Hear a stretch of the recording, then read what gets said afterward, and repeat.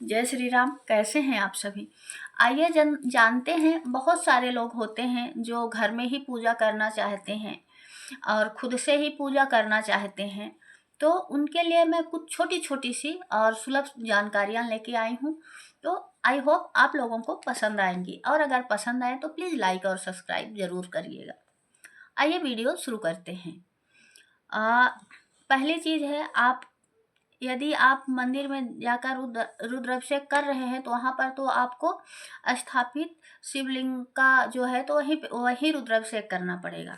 यदि आप घर में रुद्राभिषेक करना चाहते हैं तो अष्टधातु तांबा पीतल से बना शिवलिंग अथवा पार्थिव शिवलिंग पूजा में रखें। मैं तो आपको बोलूँगी कि आप पार्थिव शिवलिंग ही रखें, क्योंकि वो आसानी से आप काली मिट्टी से बना सकते हो और पार्थिव शिवलिंग के पूजा का भी बहुत ज़्यादा महत्व होता है। श्रृंगी, अभिषेक करने वाले पात्र को श्रृंगी कहते हैं। यदि यह उपलब्ध नहीं हो सके तो आप आचमन पात्र के चम्मच से भी अभिषेक कर सकते हैं। तांबे का तांबे का जल पात्र, आचमन पात्र, गंगा जल, शुद्ध जल, कच्चा दूध, दही, घी, हल्दी युक्त जल। भोलेनाथ को प्रायः हल्दी अर्पित नहीं की जाती है, परंतु मान्यताओं के अनुसार फाल्गुन मास की महाशिवरात्रि पर भगवान शिव का माता पार्वती से विवाह हुआ था, इसलिए इस दिन शिव जी को हल्दी अर्पित की जाती है। और आपको पता ही होगा कि उज्जैन में बाकायदा जो है तो शिवरात्रि के समय पर भगवान शिव की हल्दी भी की जाती है। अगर आप लोग नहीं गए हैं तो प्लीज़ एक बार जाके देखिएगा, बहुत अच्छा लगता है और बहुत ही आनंद आता है। चलिए आगे देखते हैं। चीनी, शहद, इत्र युक्त जल, चंदन, भस्म, गन्ने का रस, बेलपत्र। महाशिवरात्रि की पूजा में शिव जी को 108 बेलपत्र एक एक करके ओम नमः शिवाय या श्री राम लिख के चढ़ाना चाहिए।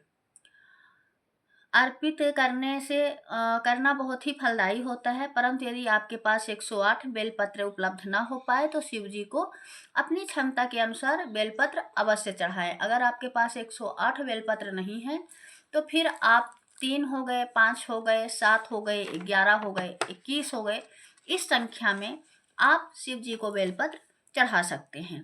पुष्प, घी का दीपक, माँ पार्वती और गणेश जी की प्रतिमा या तस्वीर, जौ, काला तिल, तंबूल, कुसा, मिष्ठान, फल। इन सामग्रियों से आप अपने घर में सरलता से रुद्राभिषेक संपन्न कर सकते हैं।